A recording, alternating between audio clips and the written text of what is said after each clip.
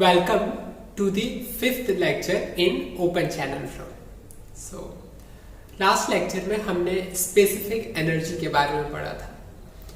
इस लेक्चर में हम स्टार्ट करेंगे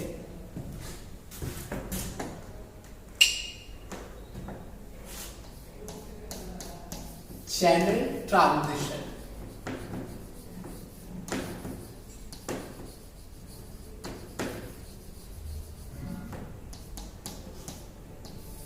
ओके, चैनल ट्रांजिशन का मतलब क्या है कि चैनल के शेप में कुछ चेंज किया जाए. ठीक है, सो इसका मतलब क्या है?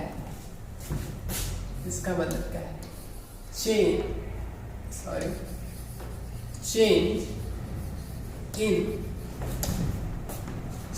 इन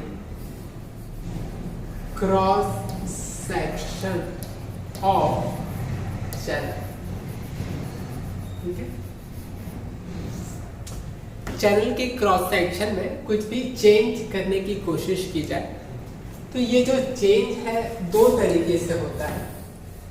ठीक है, पहला चेंज क्या होता है, इसे आप बोलते हैं वर्टिकल कॉन्ट्रैक्शन.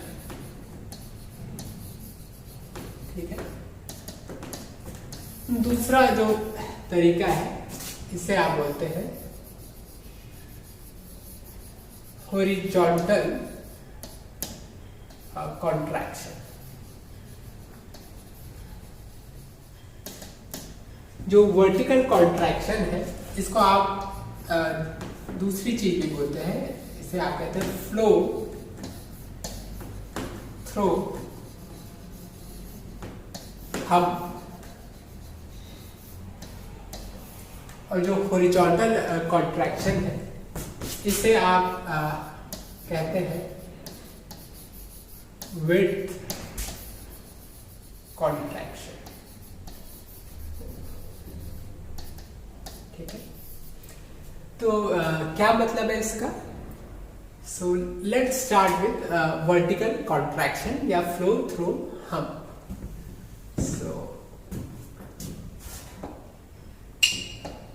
पहला लेते हैं फ्लो थ्रू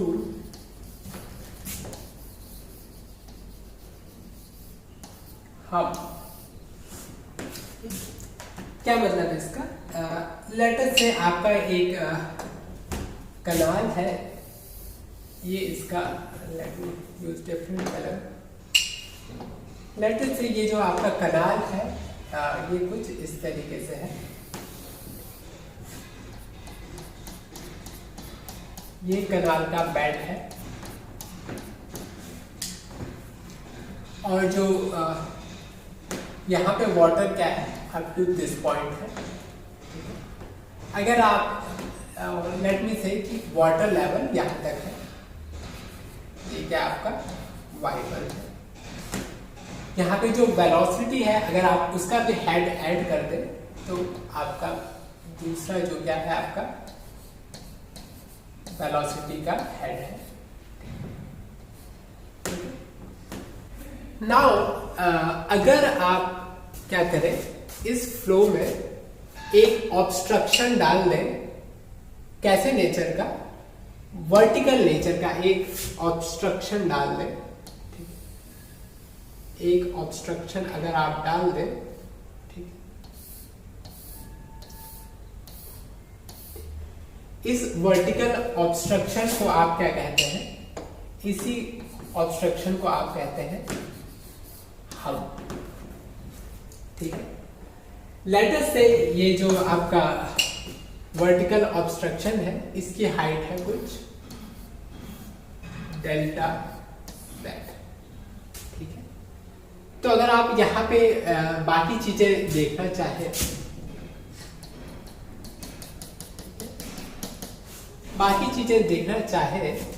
तो आप ऑब्जर्व करेंगे कि यहाँ से कुछ हाइट तक क्या होगा, वाटर का हाइट होगा. और थोड़ा और ऐड करेंगे तो क्या होगा, जो आपका काइनेटिक एनर्जी का हेड होगा. ये जो क्या है आपका total energy line. Total energy क्या है, चेंज नहीं हो रही है, इसलिए ये लाइन क्या है, हॉरिजॉन्टल है। सारे का समेशन हमेशा क्या होगा, इसी लाइन तक पहुंचेगा। ठीक है। नाउ अगर ये लाइन में कुछ चेंज नहीं आ रहा है, इसका क्या मतलब है, इसका मतलब ये है कि आपका जो एजम्पशन है, एजम्पशन क्या है कि कुछ भी लॉस नहीं हो रहा है। लॉस नहीं हो रहा है का मतलब क्या है, बेड इज फ्रिक्शनलेस। ठीक है, बेड आपका फ्रिक्शनलेस है, इसीलिए ये टीएल लाइन है, ये क्या है, ये कांस्टेंट वैल्यू है, डिक्रीज नहीं कर रही, टिल्टेड नहीं है, परफेक्टली हॉरिजॉन्टल है। दूसरा एजम्पशन यहाँ पे एक और है कि जो आपका बेड क्या है, इज हॉरिजॉन्टल। ठीक है, मान लेते हैं कि ये आपका जो सेक्शन है ये क्या है, 1 है, इसलिए सारे हेड्स पे 1 लिखा हुआ है। ये जो सेक्शन है ये क्या है, सेक्शन 2 है। तो अगर आप सेक्शन 1 पे स्पेसिफिक एनर्जी कैलकुलेट करेंगे तो ये निकल के आएगी y1 plus v1 square divided bye 2g। ठीक है, ये क्या है, E1 की वैल्यू है। E2 की वैल्यू अगर आप निकालेंगे क्या होगा, y2 का plus v2 square by 2g। ठीक है, लेकिन इस सेक्शन पे डेल्टा जेड का राइज भी है, तो अगर आप टोटल एनर्जी निकालेंगे तो ये क्या होगा, E2 प्लस डेल्टा जेड, और यहाँ पे टोटल एनर्जी क्या है, E1 के बराबर ही है। ठीक है, सो अगर आप कंजर्वेशन ऑफ एनर्जी लगाए तो आप ये वाले TE को इस वाले TE से बराबर कर सकते हैं। सो आप यहाँ पे अप्लाई कर देंगे। सो अप्लाई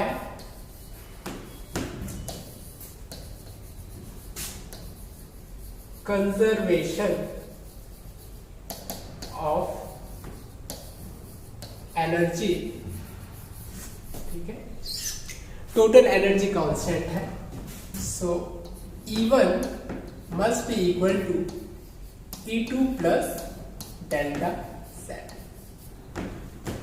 इसको आप फर्दर देखेंगे तो E1 माइनस E2 जो है वो क्या देगा आपको, डेल्टा जेड की वैल्यू देगा।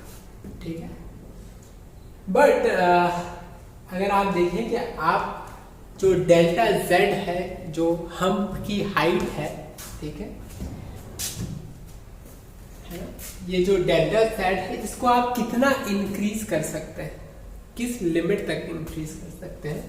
तो अगर आप इस हम्प को बढ़ाते जाएंगे, इसकी हाइट बढ़ाते जाएंगे, तो एक ऐसी लिमिट आएगी जिस पर्टिकुलर लिमिट के बाद हम्प को बढ़ाना क्या होगा, इस फ्लो को चोक कर देगा, फ्लो होना रुक जाएगा, इस कंडीशन में फ्लो नहीं होगा। ठीक है, तो यहां पे क्या है, if delta Z is increased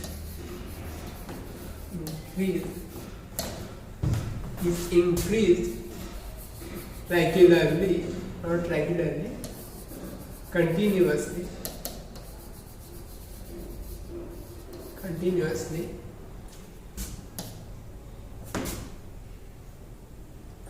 or let us say simply is increased, ठीक है, after a value of maximum delta Z. ठीक है, ठीक है, एक particular value of delta Z पहुंचेगा, एक maximum value of delta Z पहुंचेगा, तो there will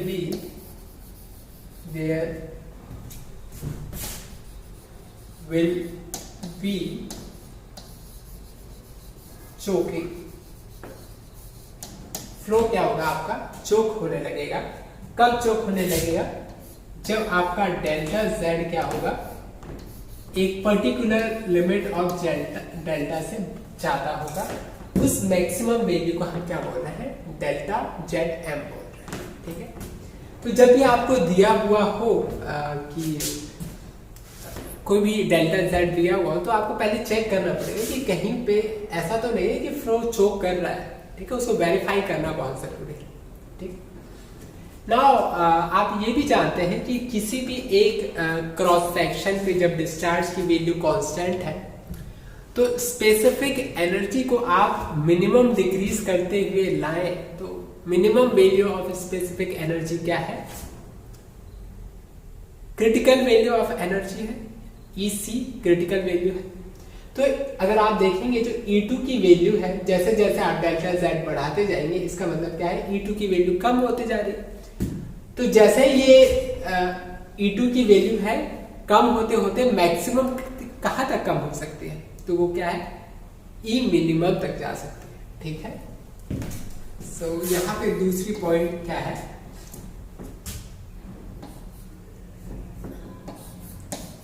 The value of E2 may not decrease beyond E minimum। ठीक है, E मिनिमम से ज्यादा वो डिक्रीज नहीं कर सकती है, चाहे आप डेल्टा जेड की वैल्यू कितनी भी बढ़ा लें। ठीक है, इसका मतलब ये भी है कि अगर आप डेल्टा जेड की वैल्यू क्या रखें? मैक्सिमम रख दे, तो ई की वैल्यू भी क्या हो जाएगी? मिनिमम हो जाएगी। तो इसको हम तीसरे पॉइंट पर लिख सकते हैं। तीसरा पॉइंट क्या है कि E1 minus EC is equal to delta Z. ठीक है, यहां से आपकी जो limiting value of delta Z F है, ये आप कैलकुलेट कर सकते हैं। कोई भी फ्लो दिया हुआ है, आप क्या करें? E1 कैलकुलेट करें, EC कैलकुलेट करें, और फिर देखें कि डेल्टा जेड एम क्या है, उसकी वैल्यू कितनी आ रही है, और जो एक्चुअल में डेल्टा जेड है वो कितना है। ठीक है, तो यहां पे लिख लें, इफ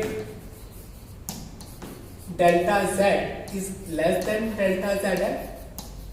ठीक है, कोई प्रॉब्लम नहीं है। ठीक है, ओके कंडीशन है। लेकिन अगर ये डेल्टा जेड क्या है? Greater than delta Z M है। ठीक है, तो क्या होगा? ये चोकिंग क्रिएट कर देगा। ये क्या कर देगा? चोकिंग क्रिएट कर देगा। अब जैसे ही फ्लो चोक होगा तब क्या होगा? ठीक है, जैसे ही फ्लो चोक होगा फिर क्या होगा? तो बिल्कुल आसान है। तो आप देखेंगे, लेट मी ब्रेक इट। जैसे ही चोक होगा तो दो केस हो सकते हैं। ठीक है, पहला केस क्या है कि अगर आपका फ्लो क्या हो? सब क्रिटिकल हो। फ्लो क्या हो आपका? सब क्रिटिकल हो। कहने का मतलब है जो आपका फ्राउन नंबर है वो लेस देन 1 हो। ठीक है, अगर फ्लो सब क्रिटिकल है, ठीक है, late me use this diagram. ये जो हमारा केस है, अगर फ्लो क्या है? सब क्रिटिकल है, और आपने ये डेल्टा जेड या हम की हाइट बढ़ा दी है काफी ज्यादा, डेल्टा जेड एम के बराबर कर दी, तो यहाँ पे जो एनर्जी है, ये इतनी एनर्जी है, ये कहाँ पहुंच जाएगी? मिनिमम एनर्जी पे पहुंच जाएगी, EC पे पहुंच जाएगी। लेकिन चोकिंग कंडीशन में क्या हो जाएगा? फ्लो रुक जाएगा। ठीक है, फ्लो क्या होगा? रुक जाएगा। और एक रूल है कि पानी को कोई रोक नहीं सकता, पानी अपना रास्ता खुद बना लेगा। ठीक है, पानी को रोका नहीं जा सकता। तो जैसे ही ऐसी कंडीशन पहुंच जाएगी जब चोक हो जाएगा और आपने किसी कनाल में फ्लो को रोक दिया है, तो पानी अपना रास्ता बनाना शुरू कर देगा। तो वो क्या करेगा? वो क्या करेगा, इस E2 की वैल्यू को मिनिमम बना के रखेगा, लेकिन अपनी E1 की वैल्यू बढ़ा देगा। कहने का मतलब है कि यहाँ पे वैल्यू इसी रहेगी, लेकिन यहाँ पे क्या होगा, जो वाटर की हाइट है वो क्या होगी, इंक्रीज होने लगेगी। ठीक है, पीछे पानी जमा हो जाएगा और पीछे से अपने हाइट उठा लेगा और दोबारा से फ्लो चालू हो जाएगा। ठीक है, चोकिंग हुई, लेकिन फ्लो ने क्या किया, अपना सॉल्यूशन निकाल लिया। ठीक है, तो सेम चीज को आप यहाँ पे इक्वेशन के फॉर्म में लिख सकते हैं। जैसे ही फ्लो सब क्रिटिकल है और चोकिंग हो गई, तो चोकिंग के बाद क्या होगा, जो हमारा केस क्या बनेगा, कि पहला चेंज क्या है कि जो E2 की वैल्यू है वो क्या हो जाएगी, EC के बराबर हो जाएगी। कहने का मतलब है E मिनिमम के बराबर हो जाएगी। और जो डेल्टा Z है वो क्या है, डेल्टा ZM तक पहुंच गया है। चोकिंग तभी हो रही है, ये चोकिंग की कंडीशन है। दूसरी कंडीशन क्या है, E1 जो है वो E1 के बराबर नहीं रहेगा। क्यों नहीं रहेगा, height of water will rise.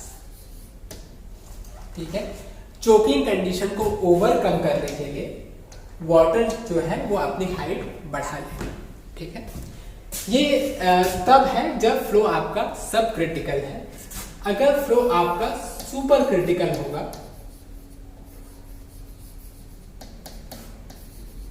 कहने का मतलब है प्राउड नंबर जो है क्या हो, ग्रेटर देन 1 हो।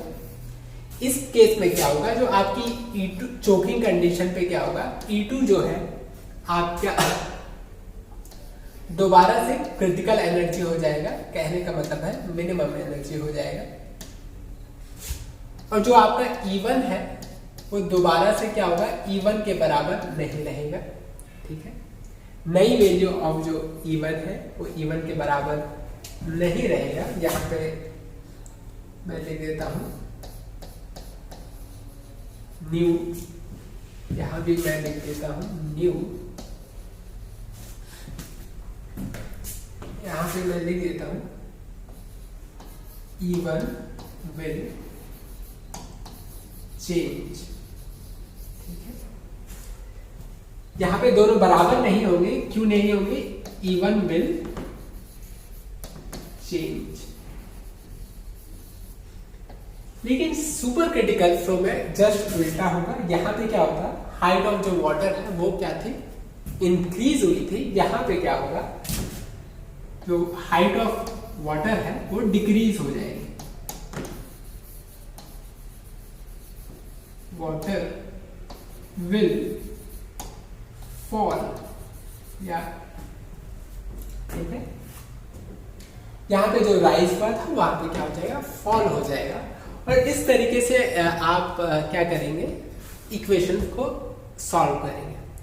क्वेश्चन किस तरीके से आएगा, क्वेश्चन आएगा कि एक फ्लो हो रहा है। ठीक है, बोलेंगे कि यहाँ पे आपने हम्प लगा दिया, अब बताइए कि फाइनल हाइट ऑफ वाटर क्या है।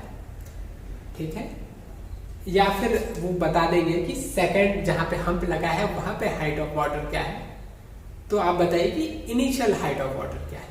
ठीक है, ये किसी भी तरह के से आपसे सवाल पूछे जा सकते हैं, तो आप आंसर दे सकते हैं। सिर्फ आपको एक चीज का ध्यान रखना है कि जल्दी से आंसर नहीं देना है, चोकिंग कंडीशन को हमेशा चेक कर लेना है। ठीक है, so let's check it from one question.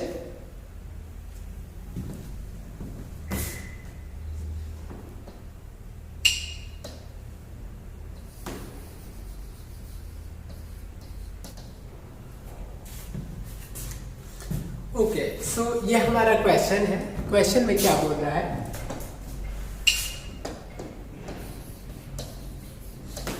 Question क्या बोल रहे हैं, एक रेक्टेंगुलर चैनल है। सो एक आपका क्या है, रेक्टेंगुलर चैनल है जिसमें विड्थ कितनी है, 2.4 मीटर है, 2.4 मीटर है। हाइट ऑफ वाटर क्या है आपकी, 1.5 मीटर है। सो दिस इज 1.5 मीटर है। अब ये बोल रहा है कि ये जो चैनल पे है क्या है, लोकल राइज हो रहा है 15 सेंटीमीटर का उसके बेड में। ठीक है, कहने का मतलब है कि अगर ये इसका बेड इस तरीके से था, हाइट ऑफ वाटर कितनी थी, यहां से यहां तक कितनी थी, 1.5 मीटर थी, और यहां पे ये क्या कर रहे हैं, आगे पे एक हम्प लगा दे रहे हैं। ठीक है, ये जो हम्प है, ये जो डेल्टा जेड है, इसकी वैल्यू कितनी है, 0.15 मीटर या 15 सेंटीमीटर। ठीक है, ये पूछ रहा है कि आप बताइए कि इस हम्प के बाद हाइट ऑफ वाटर क्या है। ठीक है, इतनी कंडीशन आपको दी हुई है। ठीक है, तो इसको आप बिल्कुल आसानी से चेक कर सकते हैं। आपका डिस्चार्ज दिया हुआ है, आप वेलोसिटी की वैल्यू निकाल सकते हैं। ठीक है, तो आप सबसे पहले आपको क्या करना है, आपको सबसे पहले चेक करना है कि फ्लो का नेचर क्या है, क्या फ्लो सब क्रिटिकल है या फ्लो क्या है, सुपर क्रिटिकल है या फ्लो क्रिटिकल है, फ्लो का नेचर क्या है। तो सबसे पहले आपको क्या करना है, फ्लो चेक करना है या फ्राउड नंबर कैलकुलेट करना है। ठीक है, फ्राउड नंबर क्या होता है, velocity divided by under root L dot G. Velocity को आप डिस्चार्ज से निकाल सकते हैं। वेलोसिटी क्या होता है, q divided by area, area divided by top width dot G. Now discharge की वैल्यू आपको दी हुई है 7। ठीक है, एरिया की वैल्यू आप यहां से कैलकुलेट कर सकते हैं। So it is 2.4 into 1.5। ठीक है, area divided by top width कितना हो जाएगा, a into y divided by b, sorry b into y divided by b, it will be y। So y कितना है 1.5, g आपको पता है 9.8। यहां से आप इसको सॉल्व कर लेंगे। सॉल्व करने पे आंसर आ रहा है 0.506 and this value is less than 1। इसका क्या मतलब है, आपका जो फ्लो है वो क्या है, आपका सब क्रिटिकल फ्लो है। ठीक है, एक चीज आप समझ गए हैं कि फ्लो क्या है, आपका सब क्रिटिकल है। सेकंड, आपको इंपॉर्टेंट चीज आगे बढ़ने से चेक करना है कि क्या ये हाइट चोक तो क्रिएट नहीं करता है। ओके, सो लेट्स चेक कि डेल्टा जेड एम की वैल्यू कितनी है। सो सेकंड स्टेप आप चेक करेंगे कि डेल्टा जेड एम की वैल्यू कितनी है, कैसे निकालना है, E1 माइनस EC। ठीक है, E1 की वैल्यू क्या है, E1 की वैल्यू क्या है आपका Y1 plus V square divided bye 2G। EC की वैल्यू क्या है, आप डायरेक्टली निकाल सकते हैं 3/2 YC। ठीक है, इसके लिए आपको YC की वैल्यू चाहिए, तो YC का फॉर्मूला आपको पता है, Q square by G whole to the power 1/3। Q क्या होता है, स्मॉल q, स्मॉल q होता है आपका capital Q divided by P। So capital Q कितना है 7, B कितना है 2.4। So it is 7 divided by 2.4 square divided by 9.81, इसका पावर 1/3। यहां से आप YC निकाल सकते हैं। YC comes out to be 0.95 metre. ठीक है, सेम चीज को आप यहाँ पे अप्लाई कर दे। Y1 हमारे पास कितना है 1.5। ठीक है, वेलोसिटी की आप वैल्यू निकाल सकते हैं। डिस्चार्ज आपको पता है, discharge divide by area. So discharge है 7 square divided by area, area क्या है B इंटू वाई। सो 2.4 इंटू 1.5 का स्क्वायर, ठीक है, इंटू 2 इंटू 9.81, ये आपका E1 है। 3/2 और YC आपको पता है 0.95। It comes out to be 0.267 metre.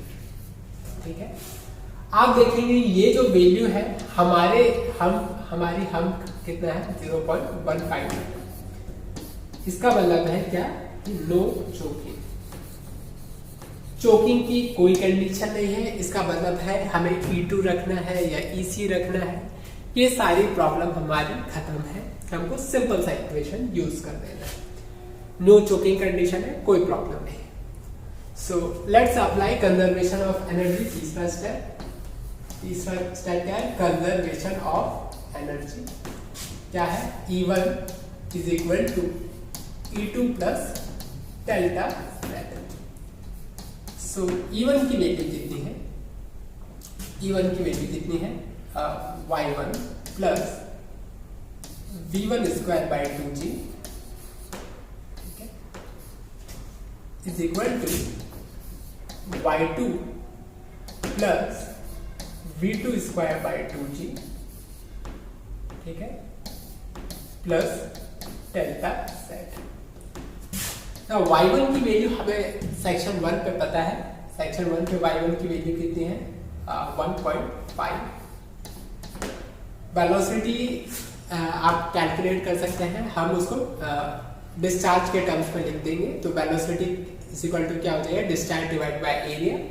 So discharge हमारे पास कितना है 7 स्क्वायर, एरिया क्या है आपका 2.4 इंटू 1.5 स्क्वायर इंटू 2G, ठीक है, इज इक्वल टू Y2 की वैल्यू आपको कैलकुलेट करनी है। सो Y2 प्लस, इसको भी आप डिस्चार्ज के टर्म्स में लिख सकते हैं। तो डिस्चार्ज कितना है आपका 7 स्क्वायर, ठीक है। चैनल की विड्थ क्या है, अभी भी कांस्टेंट है, सिर्फ उसकी हाइट चेंज हो रही है। तो विड्थ आप दोबारा से लिख सकते हैं कितनी, 2.4। हाइट सेक्शन 2 पे क्या है, Y2 है, ठीक है। ये एरिया है, आपने इसका स्क्वायर कर दिया, discharge divided by area is equal to velocity, ठीक है, into 2 into 9.81 plus delta Z क्या है, height of thumb. Height of thumb क्या है 0.15 मीटर। तो ये आपका क्या है, एक इक्वेशन है जो y स्क्वायर के टर्म्स में है। तो आप इस इक्वेशन को सॉल्व कर सकते हैं, या तो आप सिंपली हाथ से सॉल्व कर सकते हैं, या आप अपने कैलकुलेटर में इक्वेशन को डाल के डायरेक्टली सॉल्व कर सकते हैं, ठीक है। सो जब आप सॉल्व करेंगे तो y की जो वैल्यू आएगी 1.276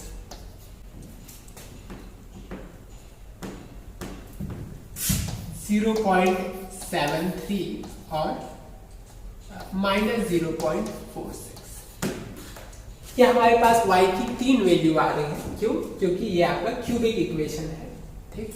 इसको आप सॉल्व करेंगे तो 3 वैल्यू आ रहे हैं, लेकिन एक्चुअल में हाइट ऑफ वाटर तो एक ही होगी। तो इन तीनों में से फाइनल वैल्यू कौन सी है, थोड़ा सा मैथमेटिक्स देखना है कि value of height of water can not be negative नहीं हो सकती।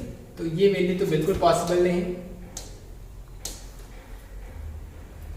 दूसरी 2 वैल्यू बची है, ठीक है। तो दूसरी वैल्यू आप देखिए, यहां पे आप थोड़ा सा ध्यान दीजिए कि इनिशियल वैल्यू ऑफ वाटर क्या थी, 1.5 थी, और चूंकि फ्लो आपका सब क्रिटिकल है, ठीक है, सब क्रिटिकल है तो डिक्रीज करेगा फ्लो, और डिक्रीज करके मिनिमम वैल्यू ऑफ फ्लो क्या पॉसिबल है, YC के जस्ट ऊपर, ठीक है, YC से जस्ट ऊपर। इससे ज्यादा फ्लो डिक्रीज नहीं कर सकता क्योंकि चोकिंग नहीं हो रही है, ठीक है। कहने का मतलब है कि आप देखिए YC की वैल्यू क्या है 0.95। तो इस YC की वैल्यू से फ्लो कभी नीचे जा नहीं सकता, वरना फ्लो क्या हो जाएगा, सुपर क्रिटिकल हो जाएगा। और फ्लो हमारा क्या है, सुपर क्रिटिकल नहीं है, सब क्रिटिकल है। इसका मतलब ये भी है कि ये जो दूसरी वैल्यू है 0.73, ये भी वैल्यू क्या है, नॉट पॉसिबल है। क्यों, क्योंकि हमारा फ्लो क्या है, सब क्रिटिकल है। तो आपका जो करेक्ट आंसर है वो क्या है, ये। कई बार लोग यहाँ तक कैलकुलेट कर लेते हैं और सिर्फ इन तीनों में डिसाइड नहीं कर पाते हैं, तो थोड़ा सा ध्यान रखना है कि ये वाला ट्रिकी है। जो नेगेटिव है उसे तो आप इजीली रिमूव कर देंगे। इस चीज का ध्यान रखना है, ठीक है, कि पहले आप फ्लो चेक करें कि फ्लो सब क्रिटिकल है या नहीं। अगर आप फ्राउड नंबर की वैल्यू कैलकुलेट नहीं करेंगे, YC की वैल्यू कैलकुलेट नहीं करेंगे, तो आप ये वाला जो जजमेंट है ये आप अपना पास नहीं कर पाएंगे, ये डिसाइड नहीं कर पाएंगे कि दोनों में से कौन सी वैल्यू है, ठीक है। और ऑप्शन में आप देखेंगे कि दोनों वैल्यू दी होगी। जनरली बच्चे क्या करते हैं, अगर कैलकुलेटर पहले आंसर ये वैल्यू देते तो वो वही वैल्यू लिख देते हैं या वही वैल्यू ऑप्शन में टिक लगा देते हैं। तो इस चीज का ध्यान देना है कि जब भी आप सॉल्व करेंगे तो ये क्या है, क्यूबिक इक्वेशन है, 3 वैल्यू आएंगे, तो एक ही वैल्यू कनाल में तो एक ही हाइट का वाटर फ्लो हो सकता है ना, तो वो हाइट ऑफ वाटर थोड़ा अच्छे से डिसाइड करेंगे, ठीक है। ठीक है, आगे बढ़ते हैं, दूसरा क्वेश्चन लिखते हैं।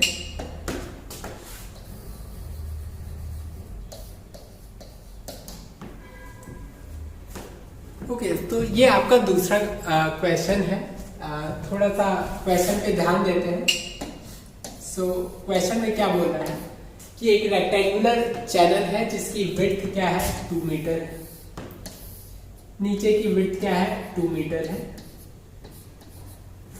और क्या बोल रहा है कि इसमें जो डिस्चार्ज है वो क्या है, जो Q है वो क्या है, 4.8 मीटर क्यूब पर सेकंड है।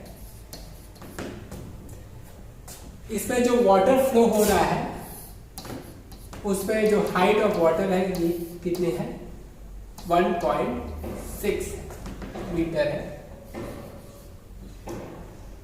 और ये बोल रहे हैं कि ये जो चैनल है ये कुछ इस तरीके से है और अचानक से आप क्या कर रहे हैं, एक हम्प प्रोवाइड कर रहे हैं। इस हम्प की हाइट इन्होंने बता रखा है कि इस डेल्टा जेड की हाइट कितनी है, 0.5 मीटर है। सेक्शन 1.1 पे जो प्रॉपर्टी है वो कौन सी है, ये वाली प्रॉपर्टी है।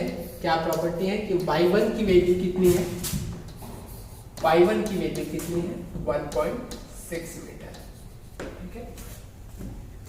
ये पूछ रहे हैं कि भैया हाइट ऑफ वाटर बताइए हम्प के ऊपर, ठीक है। तो बिल्कुल प्रोसीजर बिल्कुल सेम है। आपको क्या करना है, कंजर्वेशन ऑफ एनर्जी लगाना है। लगाने से पहले आपको 2 चीजें चेक करनी है कि फ्लो का टाइप क्या है और क्या चोकिंग कंडीशन तो नहीं हो रही है, ठीक है। तो दोनों आप चेक करें। सबसे पहले आपको क्या चेक करना है, फ्राउड नंबर चेक करना है, ठीक है। फ्राउड नंबर क्या होता है, V डिवाइडेड बाय √L.G, ठीक है। वेलोसिटी को डिस्चार्ज के टर्म्स में अगर आप लिखें, it is Q divided by area, area क्या है, B इंटू वाई, ठीक है। L क्या होता है, L होता है आपका area divided by top width, rectangular section के लिए B into y divided by D is equal to y. √y.G।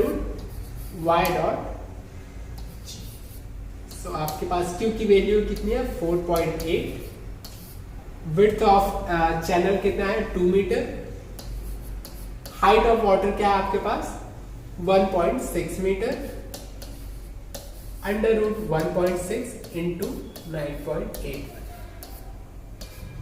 तो this value is 0.378, which is less than 1. It means flow क्या है आपका, सब क्रिटिकल है, ठीक है। पहली चीज आपको पता चल गई कि फ्लो क्या है आपका, सब क्रिटिकल है। दूसरी कंडीशन क्या है आपकी, आपको चेक करना है कि क्या चोकिंग कंडीशन हो रही है या नहीं हो रही है। Let's check it.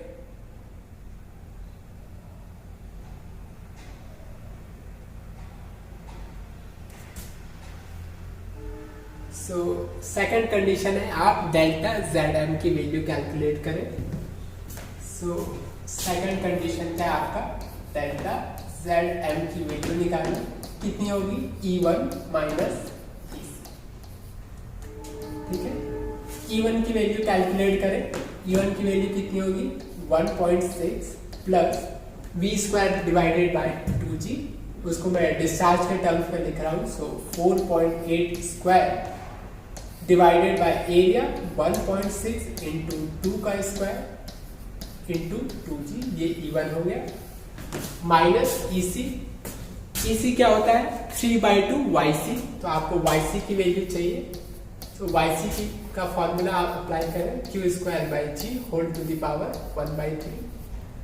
Small q क्या होता है आपका capital Q divided by B, capital Q कितना है आपका 4.8, B कितना है आपका 2, इसका स्क्वायर डिवाइडेड बाय 9.81, ठीक है, इसका पावर 1/3।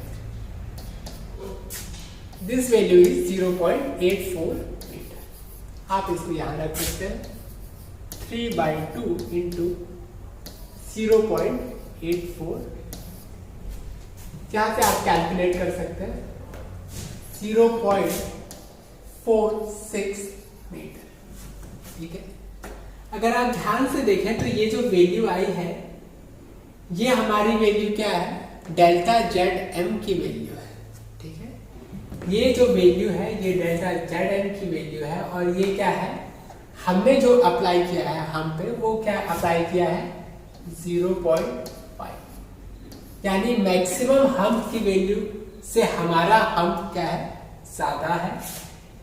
इसका मतलब क्या है हमारा हम क्या है ज्यादा है, सॉरी, ठीक है, ठीक है, ये कंडीशन आ गई है। इसका मतलब क्या है फ्लो क्या हो जाएगा चोक कर जाएगा, ठीक है, फ्लो क्या हो जाएगा चोक कर जाएगा।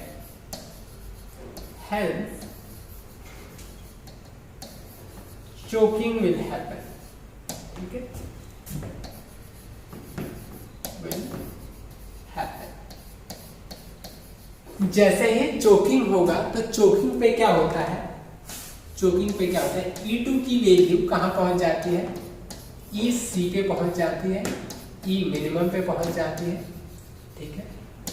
और E मिनिमम पे पता है आपको हाइट ऑफ वाटर क्या होगा, क्रिटिकल फ्लो पे वाटर का हाइट क्या होगा YC होगा, ठीक है। इसका मतलब क्या है एट सेक्शन 2 पे वाटर की हाइट क्या होगी 0.84 ही होगी, ठीक है। तो जैसे ही चोकिंग आया आपका आंसर तुरंत आ गया।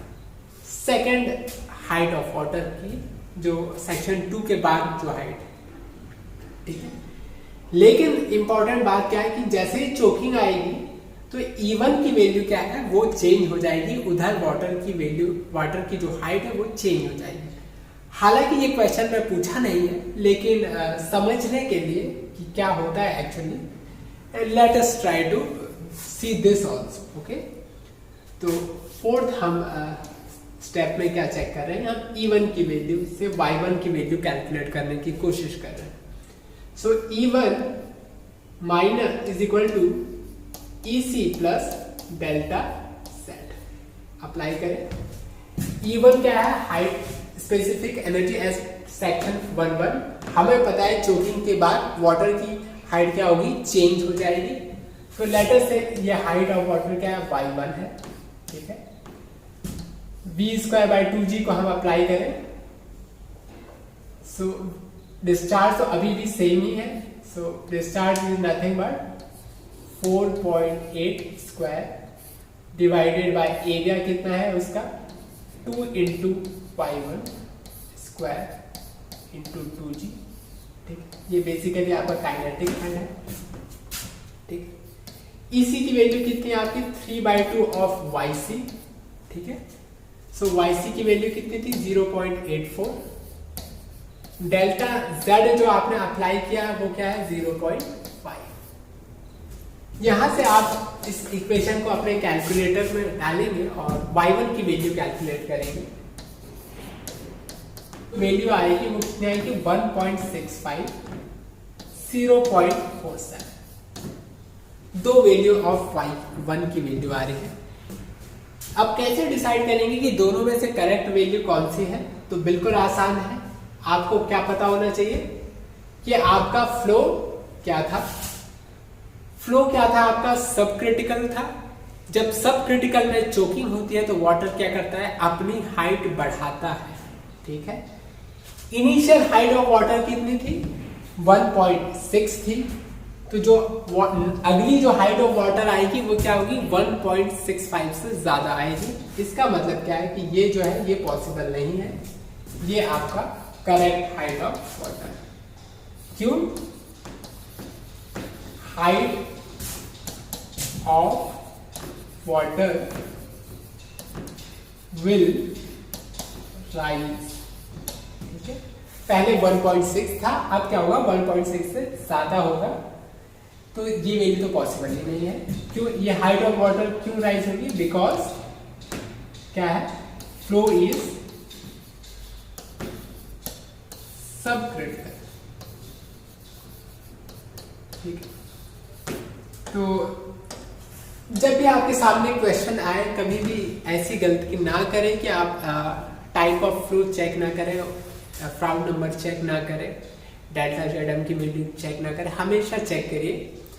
जब आप क्वेश्चन प्रैक्टिस करेंगे तो जनरली क्वेश्चन इजी होते हैं और आपको चेक करने की जरूरत नहीं पड़ेगी, आप डायरेक्टली सॉल्व करने लगेंगे, ठीक है। तो कई लोग ऐसे प्रैक्टिस में ले आते हैं कि वो फ्राउड नंबर नहीं निकालते हैं, ठीक है, और फिर उनके लिए प्रॉब्लम खड़ी हो जाती है, ठीक है।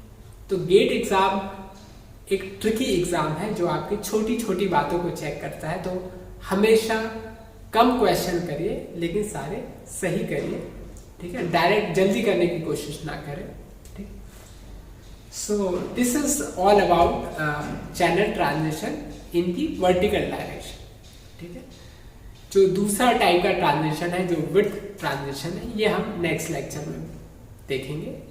सो I hope this lecture might have been helpful to you. So thank you very much.